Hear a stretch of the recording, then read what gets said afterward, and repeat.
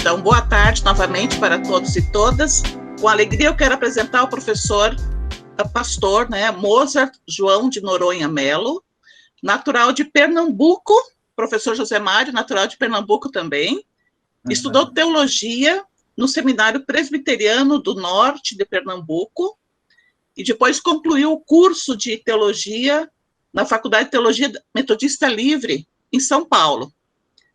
Estudou também filosofia na Universidade Mogi das Cruzes, também devido à ditadura, foi preso e conseguiu fugir, Depois ele vai contar isso para a gente, como é que foi essa questão toda, e foi para a Suíça e também teve esse acolhimento pelo Conselho Mundial de Igrejas, e lá fez uma pós-graduação, e de lá, então, depois da Suíça, foi para Alentejo, em Portugal, onde também serviu como pastor. Em 1978, retornou para o Brasil, trabalhou, então, na Pastoral da Favela, foi também pastor da igreja cristã, assim, Noronha? E depois, então, também nesse tempo, ele fez mestrado em teologia pela PUC do Rio de Janeiro, também direito pela PUC do Rio de Janeiro, atuou, então, como pastor da ISLB, da Igreja Evangélica de Confissão Luterana, no Brasil, atuou muito com crianças em situação de vulnerabilidade social, e também, em 1996, recebeu uma medalha, Pedro Ernesto, pelos seus trabalhos também prestados, especialmente para a população em situação também de risco social. Então, isso aqui é um pouquinho, um pouquinho do Mozart. Agora, eu gostaria que ele falasse um pouco da sua trajetória de vida, do seu trabalho pastoral. Mozart, muito obrigada, por ter aceito o convite.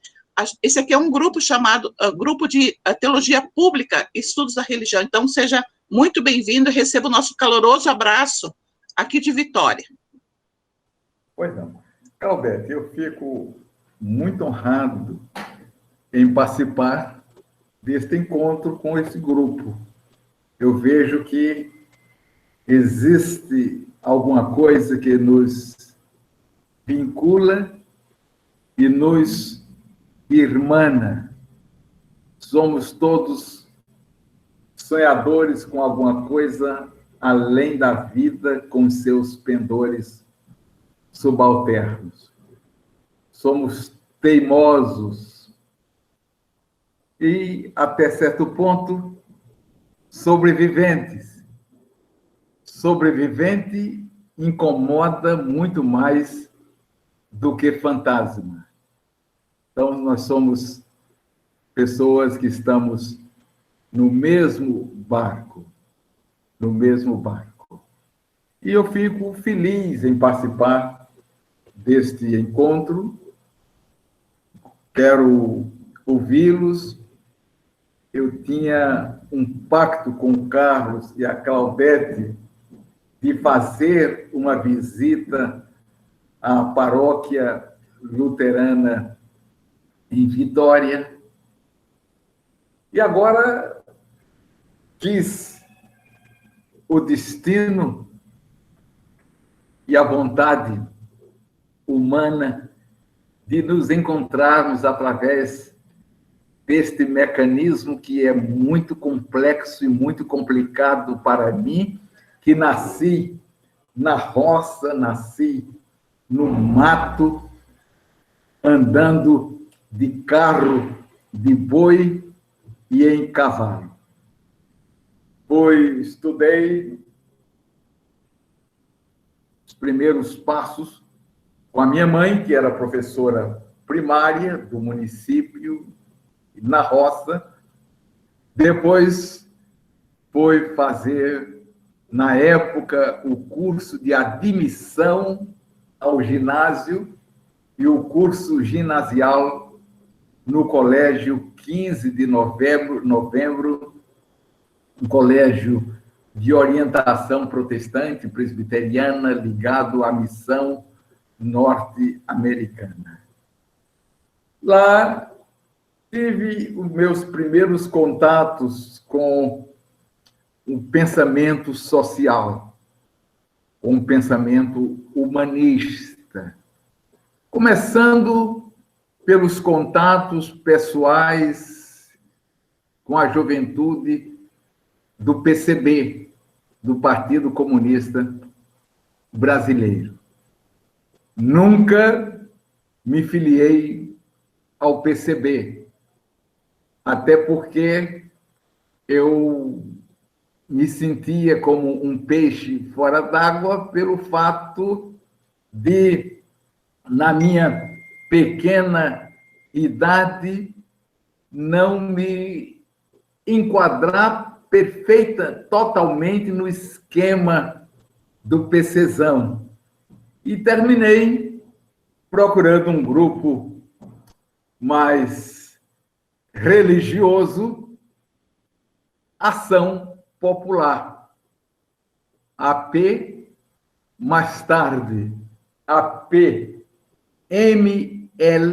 Ação Popular Marxista Leninista, e comigo se juntaram diversos outros amigos e companheiros oriundos da JUC, a Juventude Universitária Católica, da JEC, Juventude Estudantil Católica, da JUC, Juventude Operária Católica, e um grupo de protestantes, presbiterianos, luteranos, metodistas, que esboçaram a União Brasileira de Estudantes e também a ACA, Associação Cristã Acadêmica, a partir de uma liderança protestante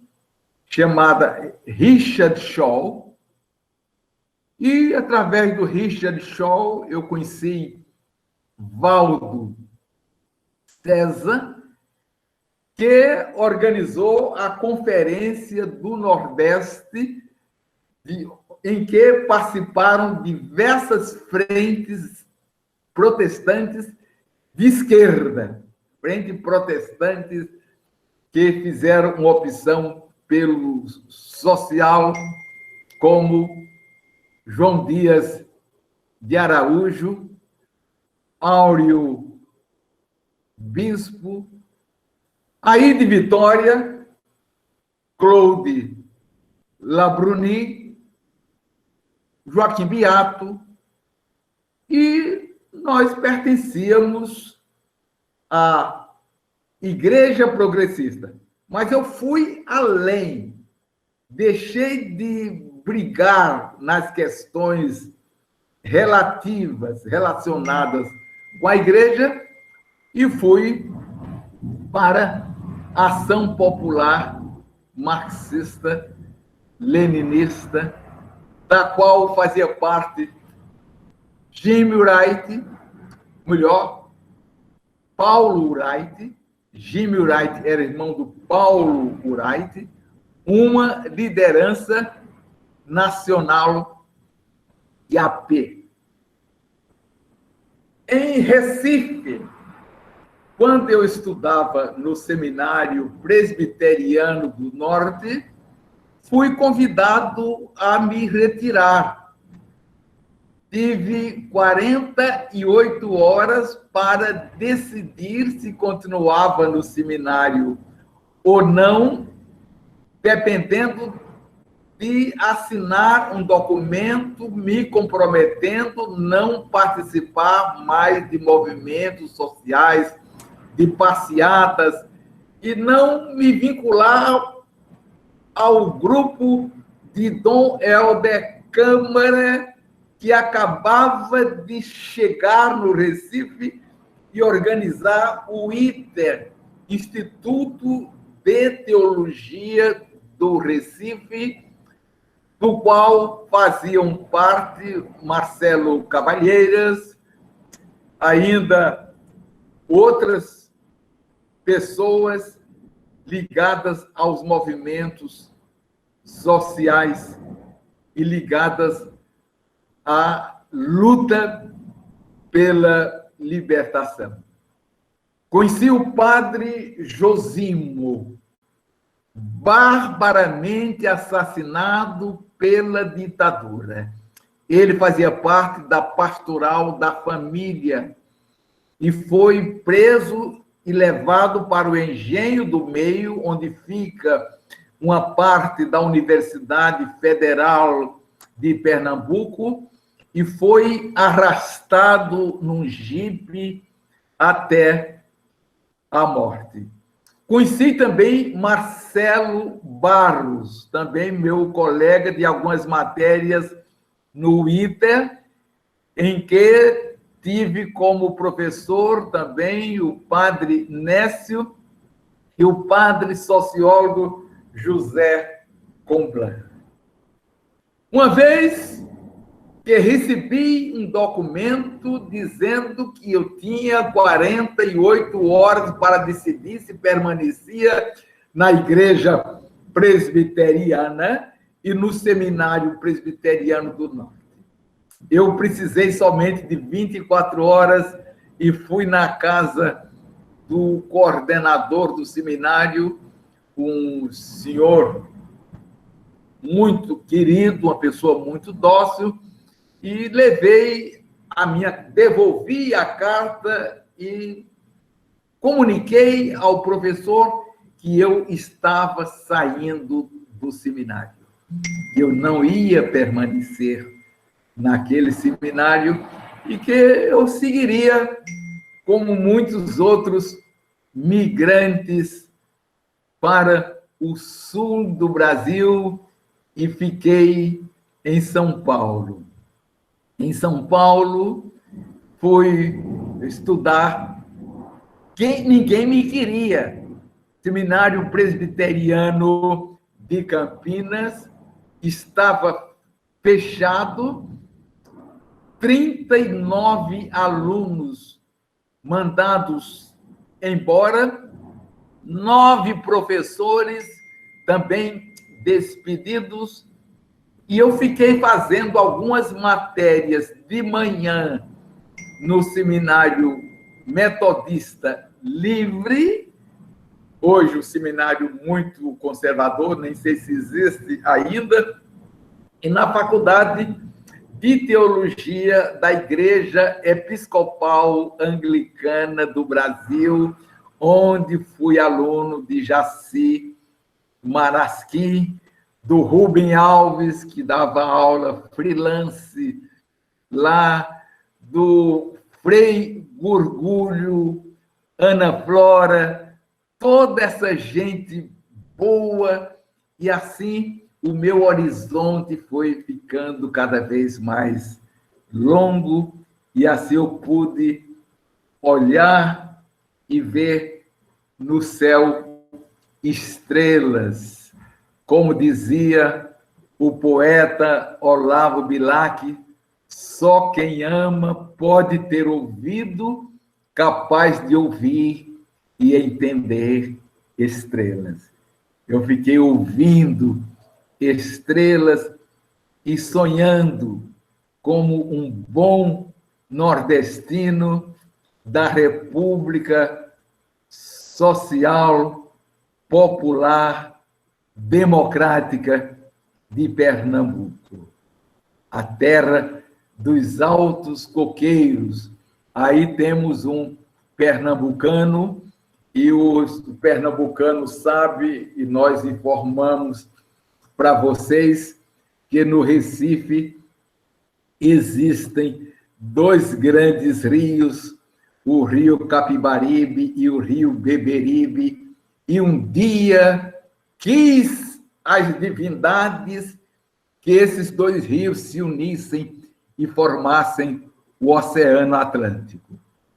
Pois assim vamos na nossa caminhada.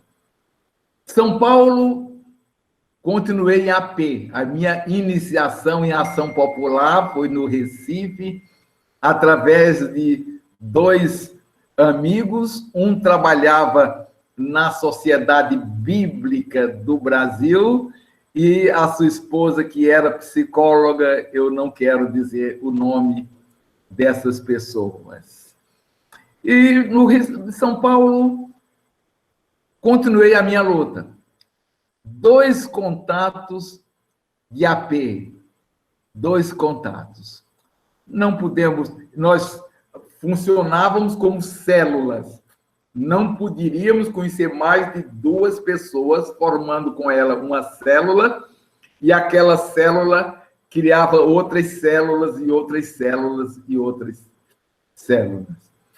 Terminei o curso de filosofia, passei a lecionar, fiz concurso para o ensino público, para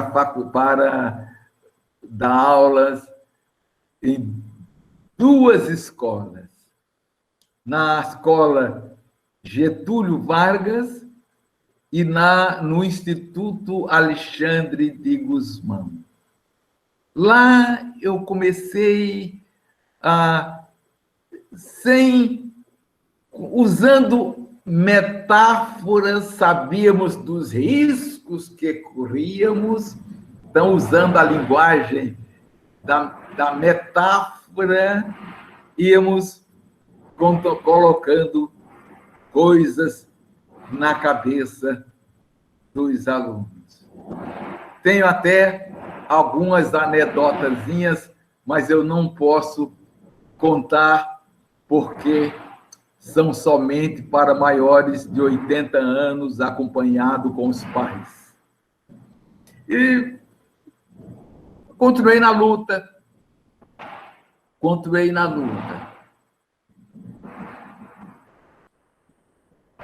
Entrei para dar aula num cursinho pré-vestibular do Departamento de História. O cursinho Objetivo, na Avenida Paulista, número 900, se não me engano, onde existiam 3 cinemas, o Gazeta, o Gazetinha e o Gazetão. Uma coisa muito desumana. Era uma coisa tão retrógrada, tão reacionária, que o DOPS não ia lá.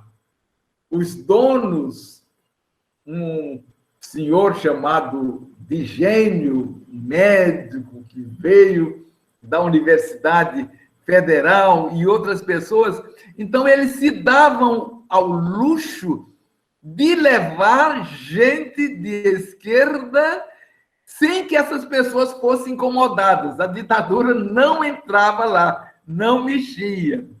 Era um esquema muito louco. Até que tem uma historinha.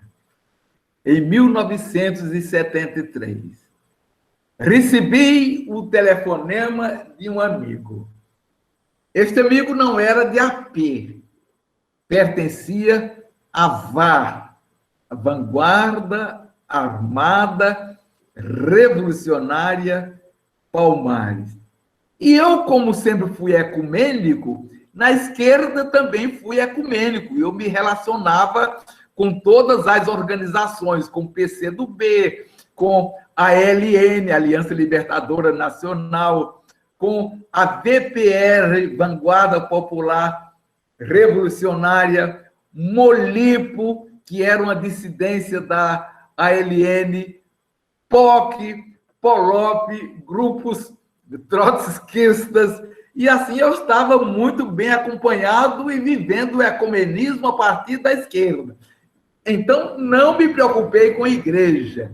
A igreja, eu ia assistir os cultos, bem comportadinho, cantando os hinos, mas aquela piedade bonita, saudável, que ainda hoje gosto. O Rubem Alves, uma vez conversando com Jonas Rezende, muito iconoclasta, e rindo dos hinos, e o Rubem Alves disse: Jonas, não esqueça, se você estiver numa ilha deserta e escutar alguém cantando foi na cruz, onde um dia eu vi meus pecados castigados em Jesus, você vai cair em lágrimas. Então, eu continuei na esquerda, mas também conservando a minha formação dentro daquela piedade saudável. Então, não me preocupei em brigar com a igreja. Para mim era secundário. Minha briga era com o sistema, era com a milicada. Eu queria lutar pela democracia e fazia parte da imprensa, juntamente com alguns padres dominicanos, trabalhava a noite inteira no mimeógrafo, não sei se vocês se lembram ainda daquele mecanismo de trabalho, eram os mimeógrafos que eram umas folhas batidas com carbono, e depois a gente pegava os stencils com carbono ou daqueles digitados nas máquinas Remingtons, e passávamos a noite inteira rodando panfletos, e o panfleto da AP chamava Poder Popular, e nós íamos para as redes rodoviárias, para a Estação da Luz, entrava no trem e saíamos, e mais geralmente 2 homens e uma mulher, para disfarçar. Um casal entrava pela porta da frente e outro pela porta de trás, e vínhamos panfletando bem rapidamente, abaixo da ditadura, até que nos encontrávamos. Ao nos encontrarmos, pulávamos do trem e já tinha um fusquinha nos esperando, e nós nos mandávamos ali. Felizmente não existia celular e não havia internet, porque assim nós seríamos pegos com muito mais facilidade, mas também nos comunicaríamos com muito mais facilidade. Até que eu dava minhas aulas tranquilas. Nunca ganhei tanto dinheiro como no tempo do cursinho pré-vestibular. Dava aula em colégios do estado. Até que eu fui aberto. Ser aberto é quando alguém era entregue, não era um crime. A esquerda teve um período muito sectária. Quando o indivíduo, um companheiro, era preso, ele tinha que aguentar até a morte, não podia abrir ninguém. E aquele que abrisse alguém era considerado execrado. Não tinha um bom nível ideológico. Isso era uma porcaria. Desculpe-me, era uma porcaria você exigir isso. Até que a esquerda, especialmente a AP, tomou a decisão de quem fosse preso aguentar somente 24 horas. Depois de 24 horas, ele podia abrir até a mãe dele, porque o companheiro que formava célula com ele tinha obrigação de saber que ele fora preso e, portanto, desocupado do aparelho, tirado tudo que tinha, se libertado de panfletos, de livros e de tudo.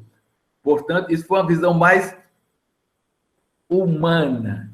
E eu fui aberto porque, como pastor, né, eu era pastor de uma igreja, de uma grande igreja presbiteriana, né, em São Paulo, e um pastor fiel, pregando todo domingo sermões sem tocar em questões políticas, né? Sem tocar em questões políticas, porque dentro da igreja estavam oficiais do exército, gente de direita, e eu tinha que me comportar muito bem, usando a toga, um sorriso sempre aberto e disponível, até que uma companheira não era de AP, era do MOLIPO, Movimento de Libertação Popular, uma dissidência da ALN, Ação Libertadora Nacional. E a mulher deste homem, um jovem que estava clandestino, ela era atriz e estava fazendo a peça de Plínio Marcos, Quando as Máquinas Param, lá em São Paulo. E ela foi descoberta e seguida pela polícia. E levou a polícia até a casa onde estava o marido doente com câncer, lá num bairro periférico de São Paulo.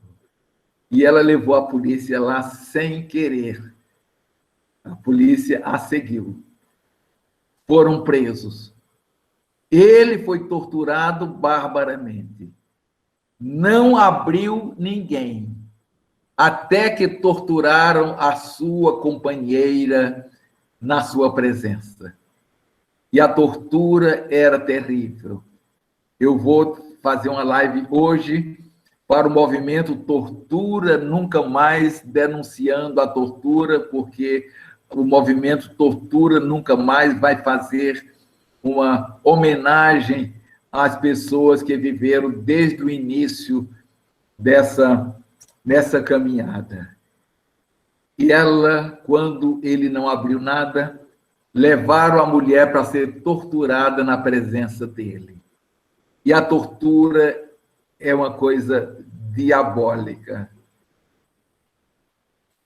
Choque elétrico no útero. Introduziam pela vagina um fio elétrico e com a maquinazinha davam choque elétrico no útero da mulher. O cara era pendurado no pau de arara. E isso ele não suportou e me abriu. Quando perguntaram onde ele tinha tantas amostras grátis, porque ele tinha um acervo de amostra grátis que daria para 4 ou 5 anos. Aí ele disse, é um pastor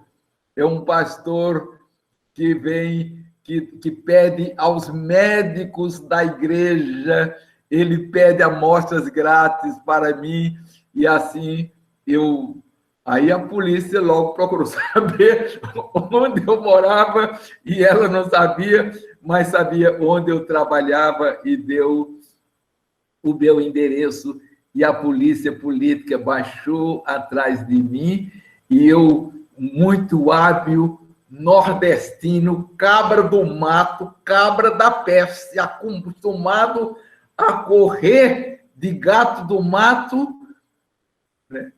E com medo de guará, coitado dos guarás, não fazem mal nenhum, e correr com medo de jararaca e de Jararaca-Sul. Eu escapei, né? Escapei. Foi saindo e alguém perguntou, vocês conhecem o professor Moza Noronha? Eu disse, conheço, eu vou chamá-lo. E fui chamá-lo e fugi pelas portas do fundo. Eu tenho uma crônica escrita sobre isso, que está publicada na União Brasileira de Escritores. Fiquei na clandestinidade. Sabe o que é república? Eu fiquei morando em repúblicas. Uma semana numa república, outra semana noutra, outra semana noutra. Pedi licença da igreja, porque eu não queria ser preso para escandalizar os fiéis, nem para molestar ninguém. Me mandaram para uma igrejinha lá na cidade de Jandira, e eu lá fiquei, mas sempre correndo, sempre fugindo e, evidentemente, cumprindo a orientação da minha organização. Fiquei na clandestinidade. Uns dias na casa de uma minha tia, eu tinha um primo muito reacionário, mas era meu primo, não podia me dedurar. Minha tia, irmã da minha mãe, simpática à esquerda, e assim eu fiquei fugindo enquanto podia. Porém, dando aula no colégio objetivo. Ninguém me achava. Até que um dia aconteceu uma coisa curiosa. Esse meu amigo de quem eu falei, que era da Vá Palmares, me telefonou em 1973 para nós comemorarmos a vitória do Vietnã. Os Estados Unidos tiveram que assinar um armistício depois de uma guerra fratricida, desumana, terrível, massacre em cima do massacre do povo vietnamita, veio a vitória do vietnamita. E o meu amigo me telefonou e disse: Moza, venha aqui para a gente comemorar a vitória dos vietnamitas. E eu fui lá, e aí a mulher dele não bebia, e ele disse: vamos abrir um vinho. Abri um vinho, 2 vinhos, 3 vinhos, 4 vinhos, 5 vinhos, 6 vinhos, e comendo alguma coisa, enchendo a cara. Aí acontecia que no dia seguinte, 7 horas da manhã, eu teria que estar em sala de aula com 140 alunos dando aula com microfone, e os B10, os inspetores, tinham liberdade de, em qualquer momento, entrar na sala de aula sem pedir permissão ao professor. E eu falei para o meu amigo: eu não posso mais ir para casa, não dá mais tempo, eu vou dormir aqui na tua casa o resto do tempo que me resta, e eu vou sair daqui 6 horas da manhã. Fui dormir, era 4 horas, dormi 1h30, levantei para tomar banho, para tirar o cheiro de macaco morto de tapa. Aí fui embora para o colégio pré-vestibular. Cheguei lá, o mundo estava rodando. O mundo estava rodando. Passei a entender aquele versículo da Bíblia que está em Provérbios, capítulo 31, que diz: dai bebida forte aos que perecem, e vinho aos amargurados de espírito, para que bebam e esqueçam das suas misérias e da sua pobreza não se lembre mais. O mundo girava, girava, girava. Entrei em sala de aula e eu disse: meus queridos alunos, eu tenho trabalhado com vocês já durante um ano inteiro, mas hoje eu estou muito ruim. Passei muito mal, não sei o que diabo me aconteceu, passei mal e estou que não tenho condições de dar aula nenhuma, e o mundo girando, girando, girando. Então, eu peço que vocês fiquem quietinhos, para não chamar a atenção dos censores, nem dos inspetores ou B10. Vocês, cada um, pegue o seu livrinho, valendo o que você achar melhor, da minha matéria ou de outra matéria, ou quem quiser, pega a revistinha da Mônica ou qualquer coisa, só que deve ficar em silêncio, porque se o Bedel me pegar aqui, eu estou lascado, vou perder as aulas. Pode deixar com a gente, professor. Todo mundo ficou em silêncio profundo, gente. Inclusive, um dos meus alunos era filho do Paulo Maluf. Daqui um pouco, o Bedel, o inspetor, abriu a porta e entrou. Observou a turma, aquele silêncio profundo, e perguntou: o que é que está acontecendo aqui nesta sala? Silêncio profundo. Mas um gaiato levantou a mão lá do meio da sala e disse: cara, faça silêncio, que o professor chegou de porre e está dormindo.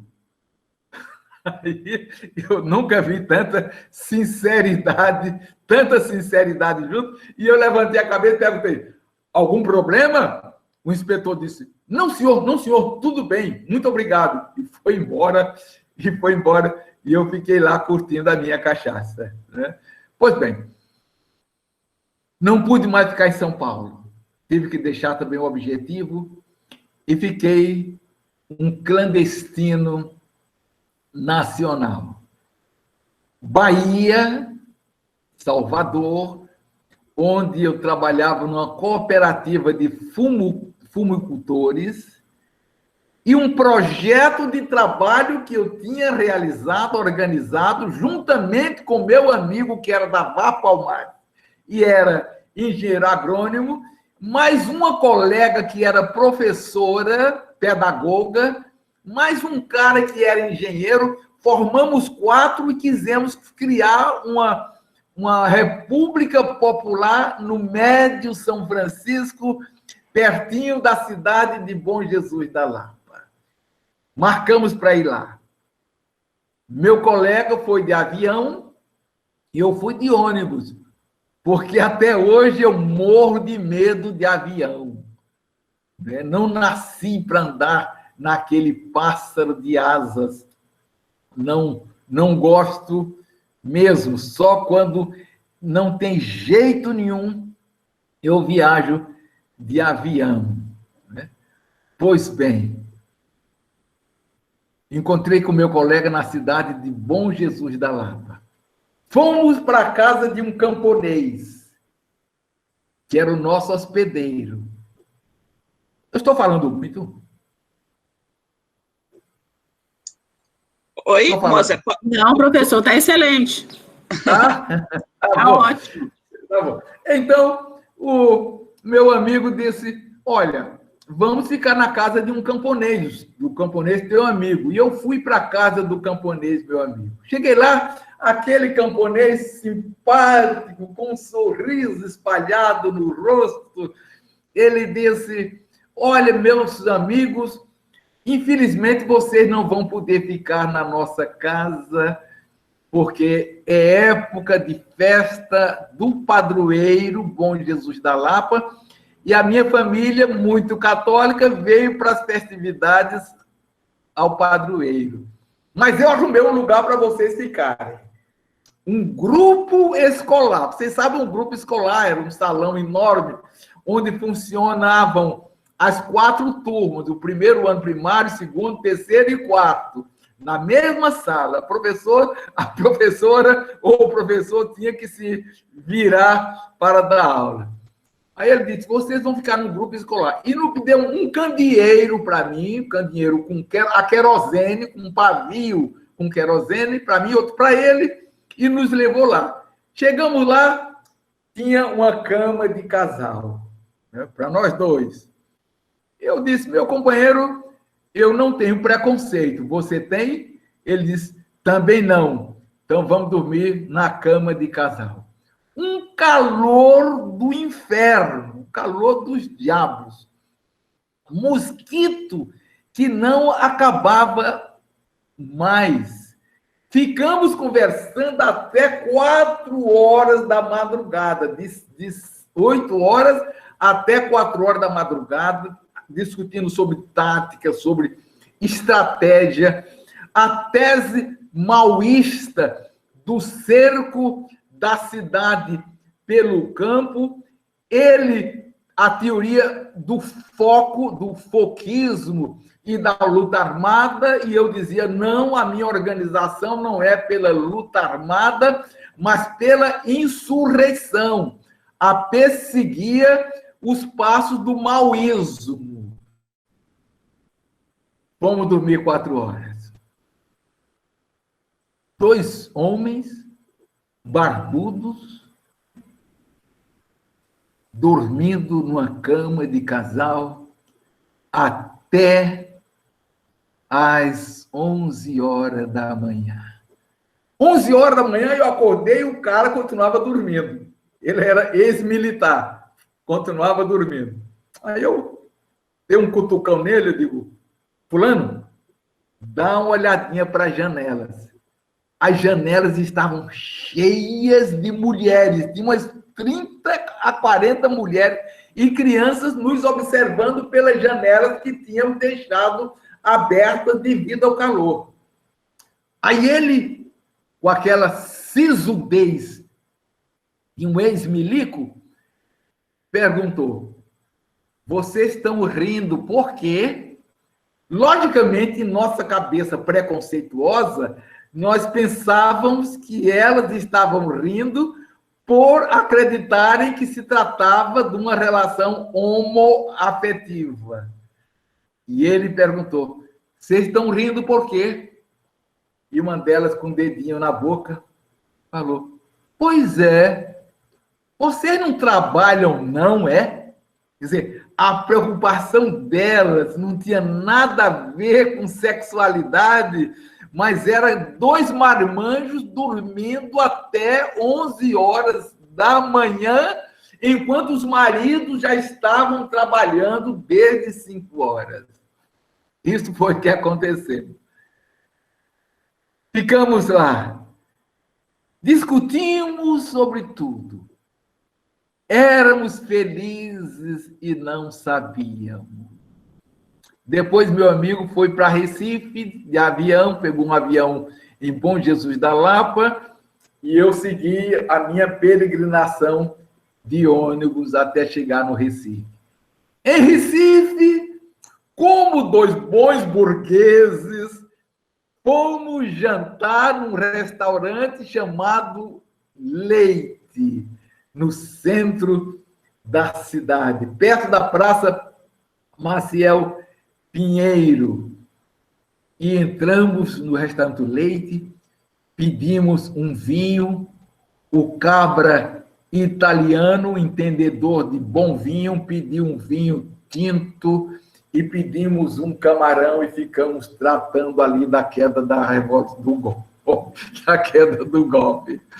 Então, no dia, lá para meia-noite, ele disse, moça, vamos pegar o meu carro e eu vou te levar no hotel.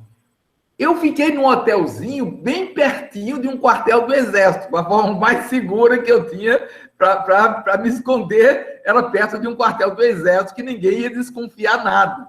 Fiquei lá perto. E o meu amigo foi pegar o carro dele para me levar, e eu falei que não precisava ele dar a volta para me levar. Resultado, quando ele chegou no carro, o carro estava sendo seguido, ele tinha alugado esse carro, mas já tinha vindo ordem do Rio de Janeiro para ele ser seguido no Recife. E ele foi preso.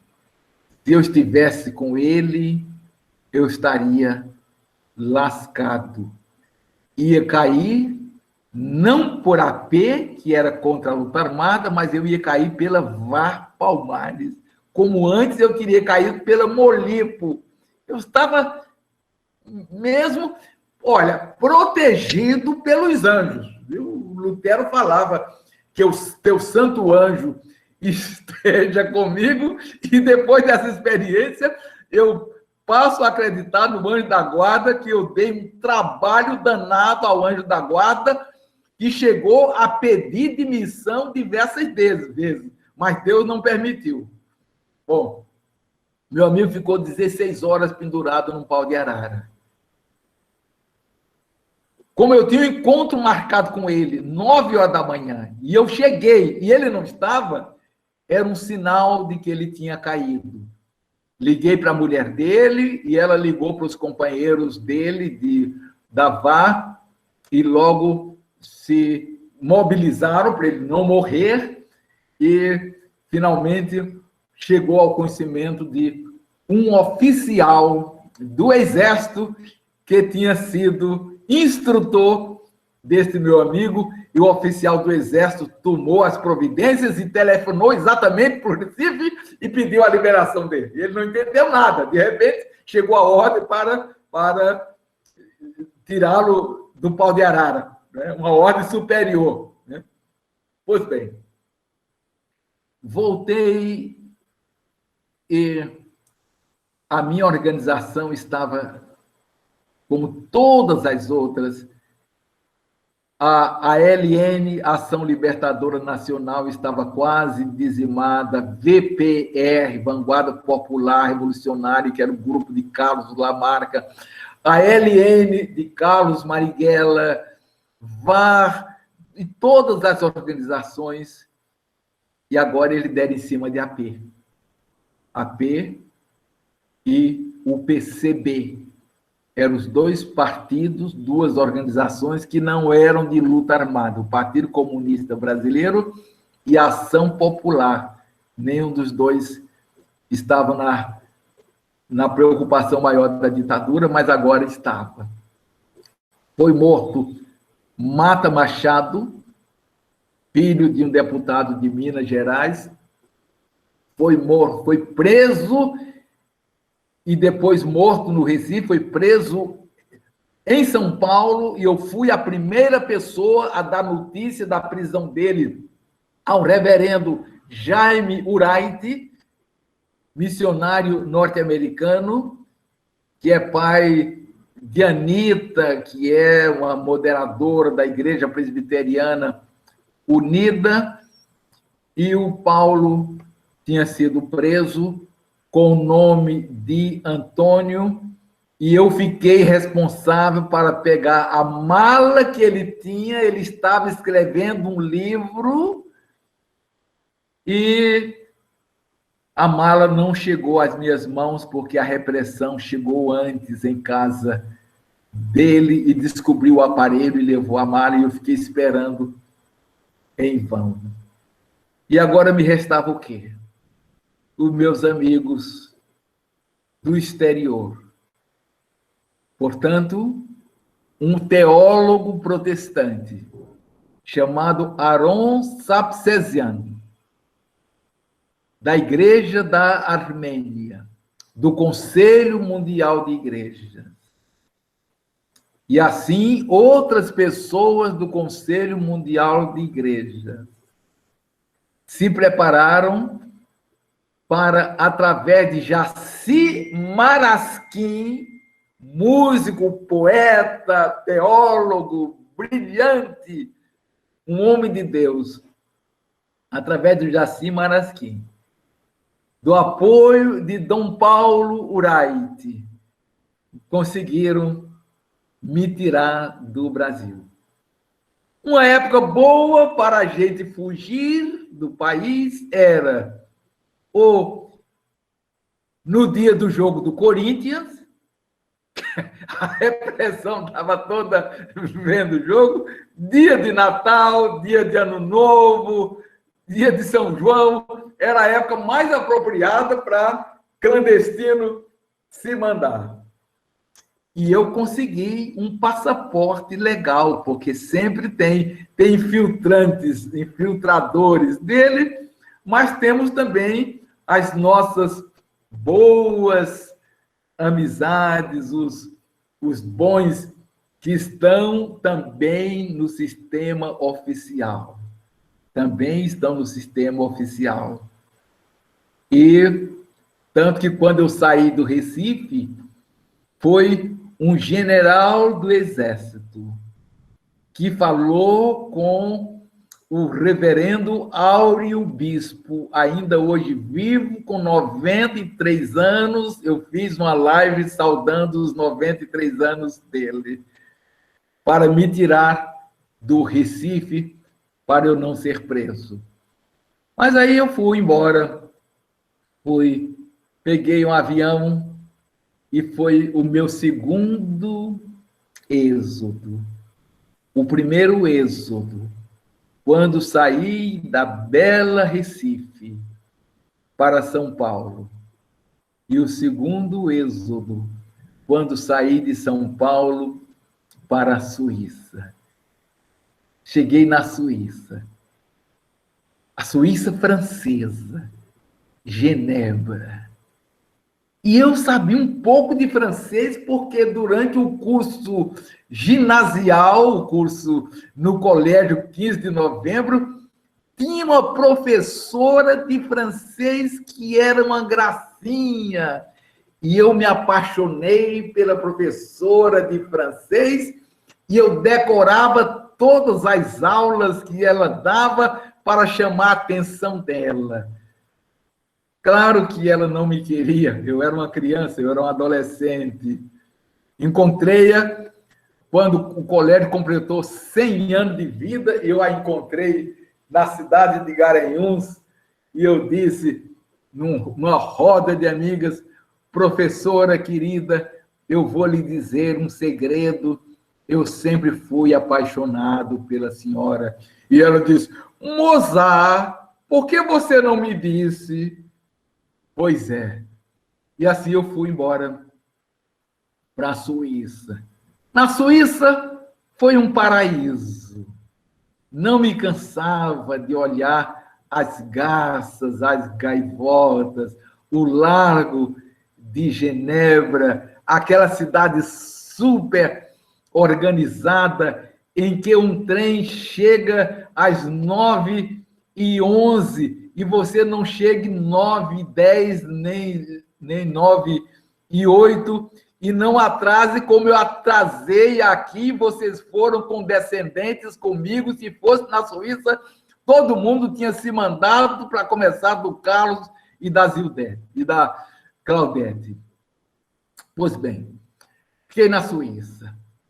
Resolvi me matricular no Centro Ecumênico, pertencente à Universidade Protestante de Genebra. Fui aluno do Paulo Freire. Conheci o Paulo, pernambucano como eu, casado com Dona Elza Freire, uma mulher linda, maravilhosa. E o Paulo dizia: Mozart, comida é cultura. E toda semana me convidava para comer uma feijoada na casa dele. Depois veio a Revolução dos Cravos. E eu já estava cansado de Genebra, não aguentava mais comer salsichão com maionese. Até hoje eu não posso ouvir falar de maionese nem de salsichão. Fui para Portugal. Plena Revolução dos Cravos. No calor do povo na rua, dos soldados tendo nas suas baionetas cravos, e a meninada e os jovens e os adultos e os idosos cantando Glândula da Vila Morena, é o povo quem mais ordena. Me senti num paraíso. A Igreja Presbiteriana de Portugal me acolheu. Me mandou para o Alentejo. Eu só fazendo uma pequena correção, Claudete. Eu, por ter tido sorte ou pela graça divina, não cheguei a ser preso. Eu fiquei na clandestinidade e não fui preso por uma questão que eu nem sei explicar para vocês. Nem consigo explicar, né? Como eu sou religioso, eu até acho que Deus age nas pequenas coisas também, e é pena que não protegeu todo mundo, mas eu acho que eu fui protegido, talvez por esperteza, por ser um nordestino cabra da peste, acostumado a correr de cobra jararaca e de cobra jararacuçu, eu consegui escapar. Sim, em Portugal. Sim. Obrigada, Rosa. Obrigada, né, por esclarecer. Pois é. E em Portugal estava já sem passaporte. Meu passaporte venceu. E o governo brasileiro se recusou a dar passaporte para mim. Eu teria que ser repatriado. Eu teria que voltar. Mas voltar como? Tá louco? eu não ia voltar mesmo, né?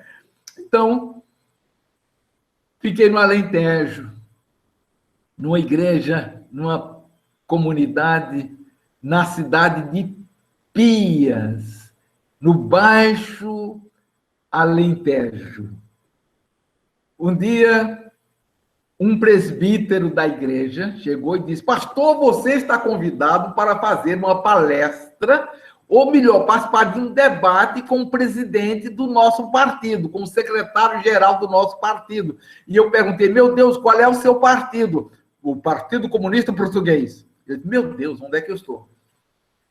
E o tema do debate era cristianismo e marxismo. Cristianismo e comunismo. Eu fui para o debate. Feliz da vida. O presbítero estava lá ao meu lado e veio uma multidão, foi na sede do Sindicato dos Agricultores e estava lá o doutor Álvaro Cunhal. Primeiro me foi dada a palavra. E eu falei de uma forma bastante revolucionária do cristianismo que, como diz muito bem Frei Beto, Jesus não morreu de uma queda de camelo numa rua de Jerusalém, mas morreu questionado pelo Império Romano e pelas autoridades religiosas. Uma aliança entre a espada e o altar levaram Jesus Cristo a um processo de tortura e morte. Não foi pela vontade de Deus, de jeito nenhum. Jesus foi preso, torturado e morto pela opção que ele fez. Pela opção que ele fez. Eu não concordo com a doutrina do bode expiatório, que Deus tinha que, para salvar a humanidade, pegar o seu filho e levá-lo ao sacrifício. Não, esse não é o Deus em quem eu creio. Jesus morreu pela opção que ele fez. Quando ele se perguntou que espécie de Messias serei eu, e rejeitou o poder político, o poder de ser um milagreiro, de pular de cima de uma montanha, de um alto para baixo, e fazer um espetáculo. Não foi isso. E eu falei dos apóstolos engajados, falei das mulheres engajadas, as primeiras testemunhas da ressurreição. No colégio apostólico, Pedro negou, Judas traiu, Tomé perdeu a fé, os outros apóstolos fugiram, mas as mulheres ficaram firmes lá, firmes, corajosas, foram até o final e foram as primeiras testemunhas da ressurreição, por isso as mulheres foram apóstolas também. E estava eu lá no Baixo Alentejo, dando aula de educação popular conforme Paulo Freire, criando núcleos de cultura do Alentejo até Barrancos, perto da Espanha. Eu estava formando grupos pequenos para alfabetizar o povo português depois de 50 anos de fascismo do Salazar. Aí, depois do 25 de abril. Mas aí veio um chamado 25 de novembro. O 25 de novembro foi um período em que a esquerdinha, né? E Lênin, o Vladimir Lênin, dizia que o esquerdismo é uma doença infantil do comunismo. Os esquerdistas queriam derrubar o Partido Comunista e o Partido Socialista, que estavam no poder, e colocar uma ditadura do proletariado imediatamente liderada por um grupo chamado MRPP, Movimento de Revolução Popular do Povo e Popular do Povo, uma coisa assim, uma redundância. 25 de novembro. Esses esquerdistas, que quando eu voltei a Portugal, não faz muitos anos, mas não muitos, estavam todos na direita. Então, eu fui participar desse encontro. E falei do lado revolucionário do cristianismo, falei do autor da Cidade do Sol, do Frei Campanella, revolucionário, falei de todos os revolucionários cristãos que foram queimados na fogueira, falei das mulheres, da caça às bruxas, falei dos protestantes, de Dietrich Bonhoeffer, e aí fiz uma crítica ao Partido Comunista. E eu disse que eu condenava o Partido Comunista Português e todos os partidos comunistas da Primeira e da Segunda Internacional que quiseram transformar-se numa religião. Trocaram São Marcos, São Mateus, São Lucas, São João por São Marques, São Lênin, Santo Stalin, Santa Rosa de Luxemburgo, São Mao Tse-tung, São Fidel, com os seus santos, com as suas santas, que eram poucas, como santas aparece a Kupskaya, mulher do Lênin, Rosa de Luxemburgo, que foi peitar Lênin quando a juventude alemã chegou com o discurso que satisfazer a vida sexual era a mesma coisa que beber um copo d'água, e Rosa Luxemburgo foi lá falar com Lênin, e Lênin disse: eu não tenho nenhuma simpatia por essa teoria do copo d'água, porque ninguém de bom senso, por mais sede que tenha, vai beber água em qualquer poça de água suja. E Rosinha voltou feliz, terminou depois sendo morta pela direita com coice de fuzil. E outra mulher revolucionária que eu não posso deixar de citar, que é uma líder minha, eu sou um anarco-socialista chamada Emma Goldman.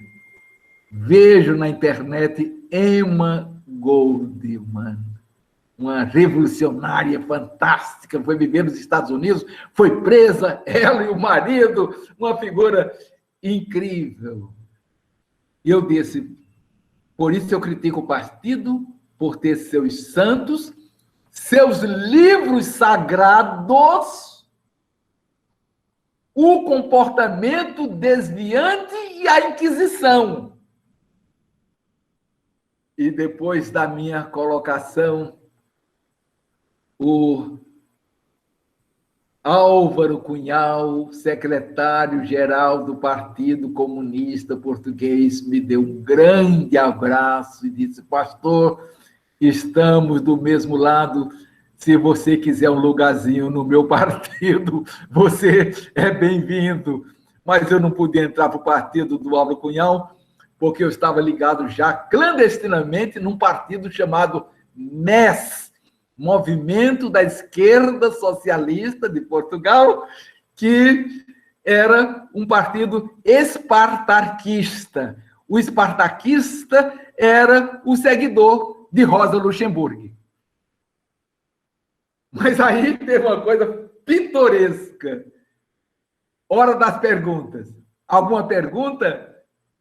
Um camponês lá no meio do salão levantou a mãozinha e disse: camarada pastor, Eu não tenho uma pergunta, tenho apenas um comentário.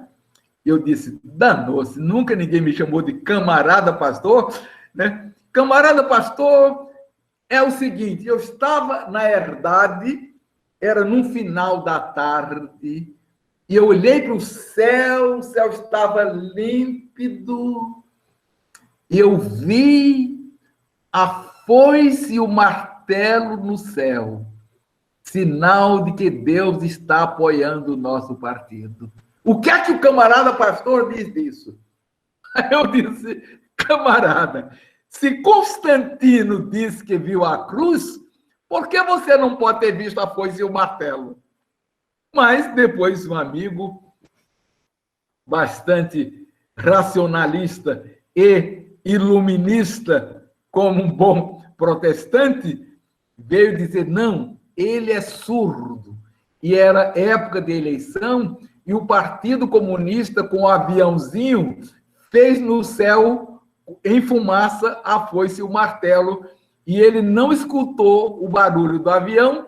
Quando olhou para o céu, só viu o sinal da foice e do martelo e achou que era Deus. Digo, oh, rapaz, acho que era Deus mesmo. Vamos. Tua explicação já é fruto do iluminismo e do protestantismo clássico. Pois bem, aí foi essa pequena história. Voltei na primeira leva dos exilados, porque eu não tinha nenhum processo contra mim, eu não fui de luta armada, não tinha processo, então fui dos primeiros a voltar para fazer parte aqui no Brasil do movimento de anistia ampla, geral e irrestrita. Ampla. Mas teve um detalhe. Quando voltei do Brasil para o Brasil, eu fui convidado para falar na Universidade Federal de João Pessoa sobre a teologia da libertação e o protestantismo, na Faculdade de Serviço Social da Universidade Federal da Paraíba. E eu lá cheguei e fiz a minha palestra, um ambiente muito bonito, pessoas muito interessantes. Depois da palestra, nos reunimos, alunos e professores, e fomos para um lugar em João Pessoa chamado Recanto da Poesia. Lá estavam dois poetas, cantadores de viola. Um chamado Pompílio Diniz e outro chamado Oliveira de Panelas. Panelas é uma cidade do interior de Pernambuco. Aí eles cantaram e fizeram uma gozação danada com a minha barba e brincaram com todo mundo em verso, naquela força do improviso, quando alguém falou assim, gente, vocês poderiam falar alguma coisa sobre as eleições? Aí um desse, só existiam ainda dois partidos, o partido do sim e o partido do sim, senhor. Aí um cara disse, olha, eu, na verdade, não acho nada, porque eu tenho um primo que achou e nunca mais foi achado. Como continuaram as perguntas, e aí o Pompílio Diniz saiu-se com essa pérola de improviso. Amigos para as nossas bandas, quando é tempo de eleição, os candidatos é quem manda, dá comida e condução, e nós que vamos votar, come em terra e punar carne de porco e pirão. Só existe dois partidos, o governo e a oposição, os restos foram abolidos, e que o cabra queira ou que não, tem que escolher um dos dois para o modo de votar depois, no dia das eleições. Eu não quero reclamar, não quero atacar o homem, porque mesmo que nós quer tirar a barriga da fome, Após dos votos que a gente dá, só se aproveita o que come. Foi por isso que o Vicente, nessa última eleição, comeu que ficou doente, carne de porco, pirão, sarapaté e chouriço, e a dispôs com sacrifício, foi votar na oposição. Mas quando chegou a hora do pobre homem votar, deu vontade de ir lá fora um pouquinho se aliviar. Mas o tal do presidente começou a chamar Vicente e mandou Vicente entrar. Disse ele, entra aí, assina o nome a como souber, não convém afobamento e não te demores lá dentro, que os outros também querem. Então Vicente assinou o que tinha de assinar e, se acabando de dor, sem poder mais nem falar, mostra o título, se previne, entrou dentro da cabine e demorou a votar. Ádio Vicente lá dentro, ádio Vicente acostar. O povo de lá de fora começou a reclamar. Seu fiscal, como é que é? Esse homem vota ou não vota? Diz outro, pois é, a urna é só do Vicente. E o presidente da mesa, temendo ver uma revolta, começou a bater nas portas da cabine do Vicente. E a depois de umas 3 batidas, uma voz grossa e exprimida a respondeu: tem gente. Bom, eu acho que eu falei demais, Claudete. Eu tinha um amigo meu que era um orador, que dizia que quando você fosse falar não tinha que se preocupar com os ouvintes começavam a se inquietar na cadeira e você devia continuar falando. De repente, os ouvintes começavam a olhar o relógio e você devia continuar falando. A hora que você deveria parar é quando o ouvinte olhasse o relógio e botasse o relógio no ouvido para ver se o relógio parou. Como vocês, eu acho que não colocaram o relógio no ouvido. Me desculpem se eu falei demais, mas Claudete, você me deu corda, minha filha, e eu fui longe. Sim, Mozart, mas muito obrigada, né? Muito importante esse relato histórico para também os nossos jovens, as nossas jovens que estão aqui, estudantes, né, também. E é um relato vivo, você é uma testemunha, né? Você viveu todo esse processo da nossa história. Então, eu gostaria de ouvir um pouco agora do Mozart pastor. Mozart, os últimos anos, antes de aposentar, você trabalhou como pastor, né? Especialmente com crianças. Gostaria que você falasse um pouco sobre isso, e depois poderias falar um pouco do momento que a gente vive, né? O momento do Brasil, e depois ainda abrimos para algumas perguntas, e a gente termina, daqui uma meia hora terminamos. Pode ser? Pode, Claudete, pode.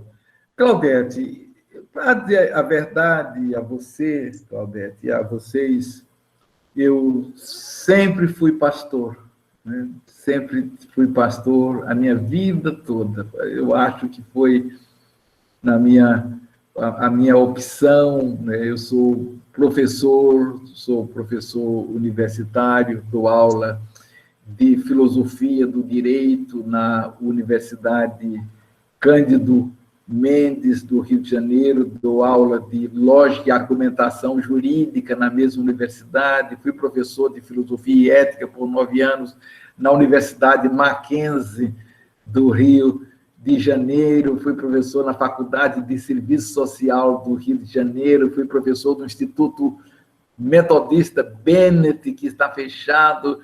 Eu sempre fui professor, mas eu confesso a vocês, não sei quando vocês são religiosos ou não, mas eu nunca neguei, e para mim foi sempre um santo orgulho ser pastor.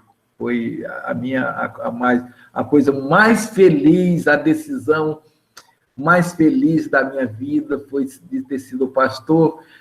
E no Rio de Janeiro e São Paulo, na Europa, eu fui sempre conhecido como pastor.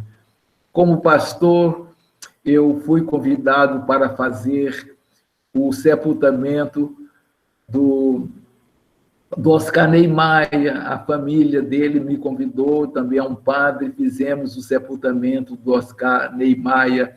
Eu fiz um poema que foi muito questionado pelos religiosos fundamentalistas, sobretudo por um famigerado chamado Júlio Severo, que é um nome falso de um cara que frequentava a Igreja Batista, mas tinha um forte acesso em grupos luteranos também, da direita.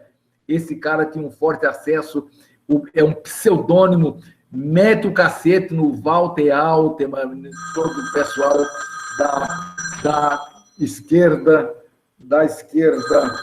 evangélica e católica. É um cara horroroso, horroroso.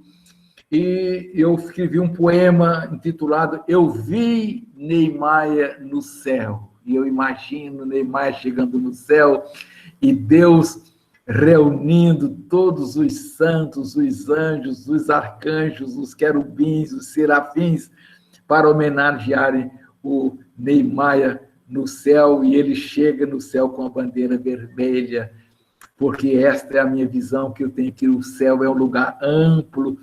Jesus Cristo disse que na casa do meu Pai há muitas moradas, né? E assim eu sempre fui pastor. Nos meus últimos, fui pastor presbiteriano, na igreja tradicional presbiteriana, e fui pastor, e sou pastor há mais de 30 anos da igreja luterana. É a minha igreja do coração. Eu não me converti ao luteranismo, eu não me tornei luterano, eu me reconciliei luterano.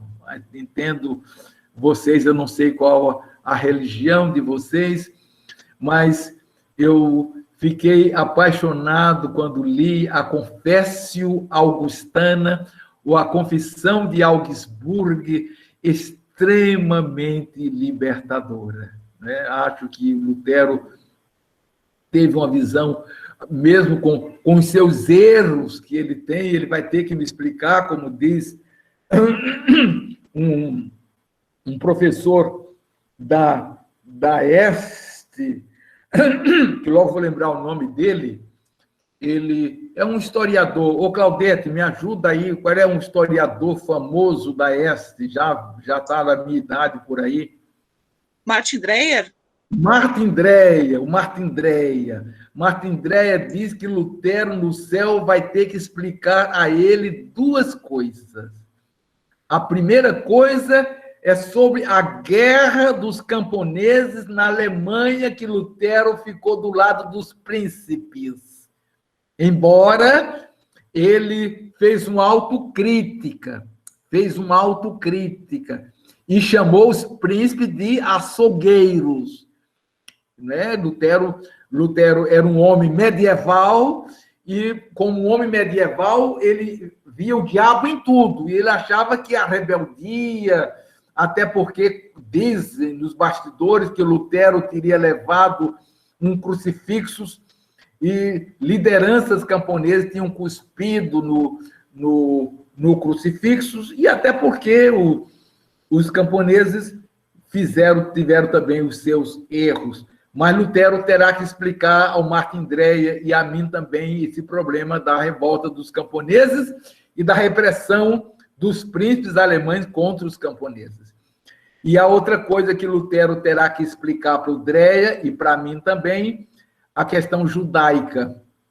A questão judaica, quando Lutero foi favorável à morte dos judeus, não na época nazista, que Lutero viveu muito depois, mas eu também tento entender Lutero, porque Lutero era um católico, como católico completamente contrário aos juros, porque Lutero achava que cobrar juro de um irmão era coisa do diabo, e os judeus cobravam juro. Então, dá para entender, não para justificar, mas para entender Lutero, pela questão das guerras camponesas, que não foi vontade total dele, ele fica deprimido com isso. Lutero não era um político, era um teólogo, e, conforme Karl Marx, o maior economista de sua época, disse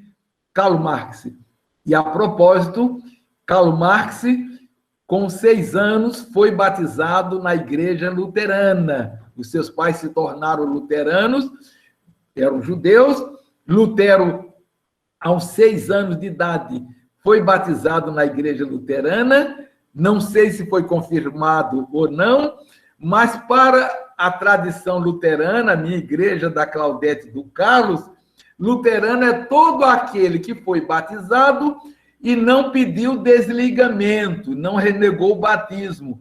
E eu já li quase toda a obra de Karl Marx e não encontrei em canto nenhum Karl Marx negando o batismo. Portanto, para mim, ele é luterano, né? Acho que alguém pode dizer que não, mas eu acredito que o Marx continua sendo luterano.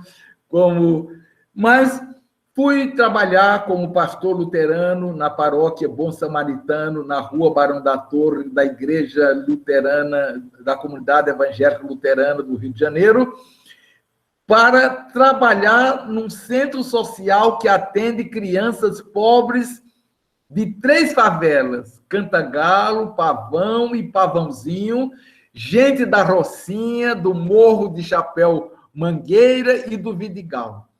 A creche tem 40 anos, eu ainda estou vinculado à creche, embora aposentado pela igreja, mas continuo pastor voluntário da creche Bom Samaritano, que agora está tudo fechado por conta da pandemia, mas a creche está dando cestas básicas para as famílias das crianças e para muitas outras famílias da favela. Fizemos projetos e doações e nós temos, uma vez por mês, uma distribuição de cesta básica. Pessoas dizem, olha, a cesta básica que nós recebemos de vocês dá para 15 dias. Infelizmente, não podemos dar cesta básica de 15 em 15 dias, mas fazemos uma vez por mês. Faz, portanto, 35 anos que eu subo aquele morro, visito as casas. Caiu uma igreja católica lá e eu ajudei numa campanha, ajudei a construir, a reconstruir a igreja católica. No templo do padre Nécio e do padre Ítalo, da favela do Cantagalo e da favela de Copacabana, e do padre Mário, de uma favela aqui no centro do Rio de Janeiro. Esse trabalho é com crianças pequeninas, de 2 aos 6 anos, mas procuramos também trabalhar com as famílias. Não levar consciência, porque ninguém dá consciência a ninguém.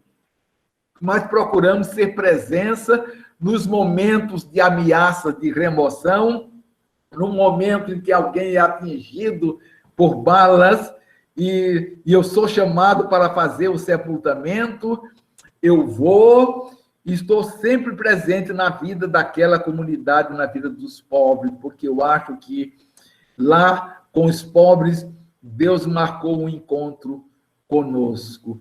Não porque os pobres sejam bonzinhos. Não existe estado angelical, mas porque os pobres são os mais carentes. E Lutero dizia que Deus nunca olha para cima porque não existe ninguém acima dele que mereça sua preocupação. Que Deus não olha para os lados porque não existe nada ao seu lado que mereça sua preocupação. Que Deus olha sempre para baixo. E quanto mais baixo você estiver, mais Deus o vê.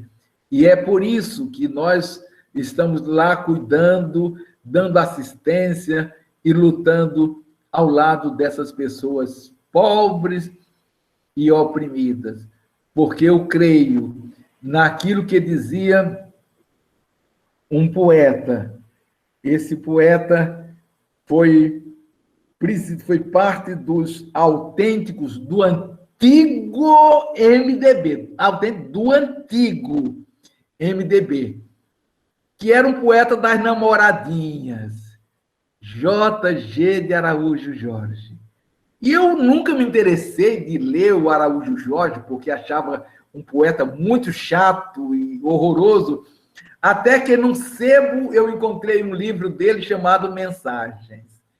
E ele diz: o sangue vermelho do homem branco, do homem negro, do homem amarelo, o sangue é vermelho, é um sangue só. O leite é branco, da mulher branca, da mulher negra, da mulher amarela. O leite é branco, é um leite só. E Deus pôs por dentro de homens e mulheres, de aparências tão diferentes, uma humanidade só. A mesma luta, o mesmo amor, a mesma dor, o mesmo pó. E assim nós estamos nessa caminhada. Sobre a conjuntura atual, eu vejo com muita preocupação. Dizia o poeta Tiago de Mello, um mundo que estava perto e de repente ficou longe. Não faz mal, vamos chegar. Esse mundo ficou longe. São já muitas as análises, e eu desafio vocês da vida acadêmica para pensarem e darem para nós uma resposta. A causa do o que aconteceu. O que aconteceu? Aconteceu certamente um fenômeno parecido com o que aconteceu na Alemanha pré-nazista.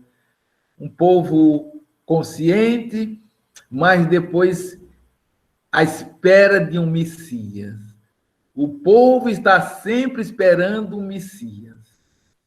Ferreira Goulart escreve a história de um touro encantado que existe no Maranhão, e esse touro encantado chama-se Dom Sebastião, que era o período do sebastianismo, de uma figura lendária, legendária, que o povão sempre esperava. E esse touro encantado que aparece, segundo Ferreira Goulart, era o Dom Sebastião.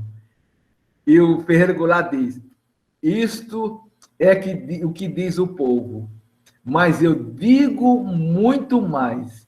Se o povo matar o touro, o encanto se desfaz, porque o touro é o povo encantado na lenda que ele inventou. O povo vai acordar. E nós estamos vivendo esses dias sombrios. O dia sombrio de que falava Bertolt Brecht. Vivemos dias sem sol. Mas que dias sem sol são esses em que se falar de amor é quase um crime. Mas vocês que vão ressuscitar das cinzas onde nós perecemos, pensem em nós com um pouco de compreensão, porque vivemos dias sem sol. Nós vivemos dias sem sol. Um governo, para mim, eu respeito quem pensa diferente, um governo de inspiração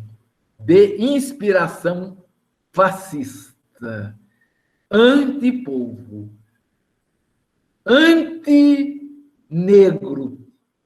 que visitando uma comunidade quilombola disse que o mais leve pesava 7 arrobas. Disse que preferia que o filho fosse morto a casar com uma negra. Homofóbico. Nunca escondeu a homofobia. Corrupção por todos os lados. Corrupção por todos os lados. mas continua subindo nas pesquisas. E continua subindo porque o nosso povo, grande parte, não o nosso povo, mas muita gente ainda é gente que vende o voto por uma dentadura, que vende o voto por R$ 50. E nem podemos fazer um juízo, nós da classe média, nem podemos fazer um juízo de valor sobre esse povo, dizendo uma frase errada que cada povo tem um governo que merece. Isso é um equívoco. Agora, não podemos fazer um juízo de valor, Claudete, porque ter fome é ter fome.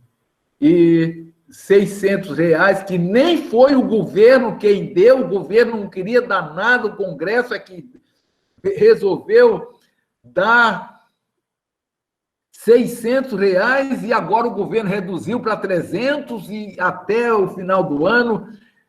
Mas o povo, grande parte do povo que vende o voto por R$ 50 vai ganhar 300, então é isso. Mas eu acredito no povo. Eu acredito que esse povo há de se libertar. Como dizia o poeta Vinícius de Moraes, era ele que erguia casas onde antes só havia chão, como pássaro sem asas, ele subia com as casas que lhe brotavam da mão, mas pouco reconhecia sua grande missão, não sabia, por exemplo, que a casa de um homem é um templo sem religião, como tão pouco sabia que a casa que ele fazia, sendo sua liberdade, era sua escravidão. De fato, como podia um operário em construção compreender porque um tijolo valia mais do que um pão? Tijolos ele empilhava com pá, cimento, esquadria, enquanto ao pão ele comia, mas fosse comer tijolo. E assim o operário ia com suor e com cimento, erguendo a casa aqui, ali um apartamento, ali um quartel, uma prisão de que sofreria caso não tivesse atenção. De forma que, certo dia, à mesa, ao cortar um pão, o operário foi tomado de uma grande emoção, ao constatar, assombrado, que tudo que ele via, misteriosamente havia as marcas de sua mão, e o operário disse, não. Loucura, disse o patrão, não vês o que te doeu? Mentira, disse o operário, não podes dar-me o que é meu. E assim termina o Vinícius de Moraes, nesta poema, e eu acredito nesse operário em construção, que um dia o povo vai acordar. Pode-se enganar todos por algum tempo. Pode-se enganar muitos por pouco tempo, mas nunca poderão enganar todos todo o tempo. Por isso eu acredito que, apesar dessa conjuntura terrível de um governo diabólico, pensando em diabólico a partir de que, conforme diz Goethe, na sua obra clássica, Fausto, a figura de Mefistófeles, que significa o demônio, diz, eu sou aquele que vem para negar. Então, diabo vem do grego diabolei, que é tudo aquilo que divide.